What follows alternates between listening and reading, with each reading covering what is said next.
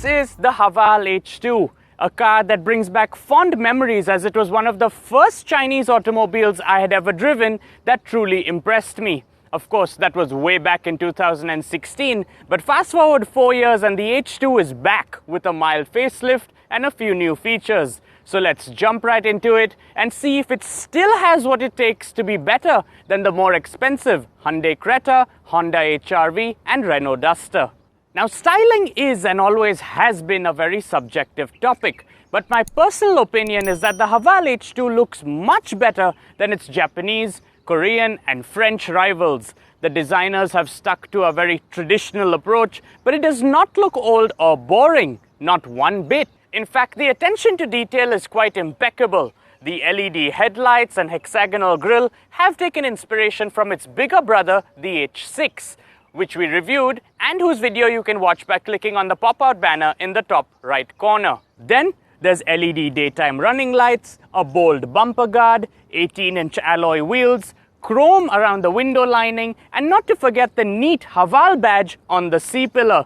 There's definitely thought that has been put into the design, and it's great to see that the H2 still maintains an identity of its own. One of the main things that had impressed me the very first time I drove the Haval H2 was the quality of materials on the inside, and I'm happy to mention that is still the case. There's probably some of you wondering, well, what's so great about the interior? And I'll be more than happy to explain. You see, the H2 is not an expensive car. It's in the 60,000 dirham price range, and what you get are leather seats, a leather steering wheel, piano black trim, and so much soft touch material all around the cabin that it just makes you question why you have to spend nearly double to get the same amount of quality from other manufacturers. Although the Haval H2 is a small crossover, there's still a good amount of space in the back, and that is thanks to its relatively straight roof, which works against the coupe styling of, say, the Honda HR-V. Where the H2 falls short, however, is in terms of boot space, which is the smallest amongst all its rivals, and the fact that it is missing rear AC vents. To keep you comfortable, safe and entertained, the Haval H2 packs an impressive set of features. You're looking at cruise control, push-button start, a panoramic roof, tire pressure monitoring system, Android Auto, Apple CarPlay, and a whole lot more. And yes, all of this at just 62,900 dirhams.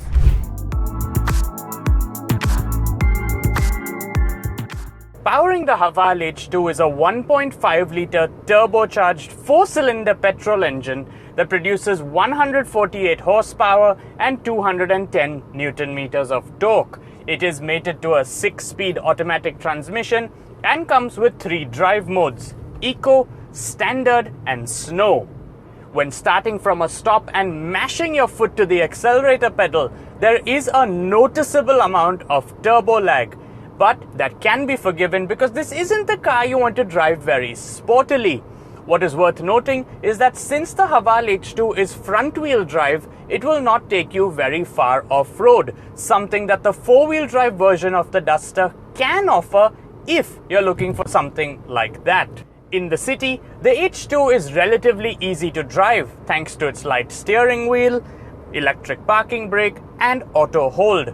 Combine that with a high seating position, narrow A-pillars and large wing mirrors, and it offers excellent visibility.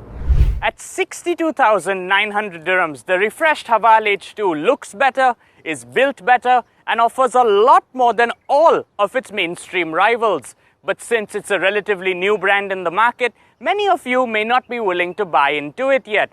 And that's completely understandable, which is why you'll be happy to know that it comes with a 5-year, 100,000 kilometer warranty, a 3-year, 50,000 kilometer service contract, 3-year complimentary roadside assistance, and free registration in the UAE. Yes, when it comes to value for money, it's very, very difficult to beat it. Thanks for watching.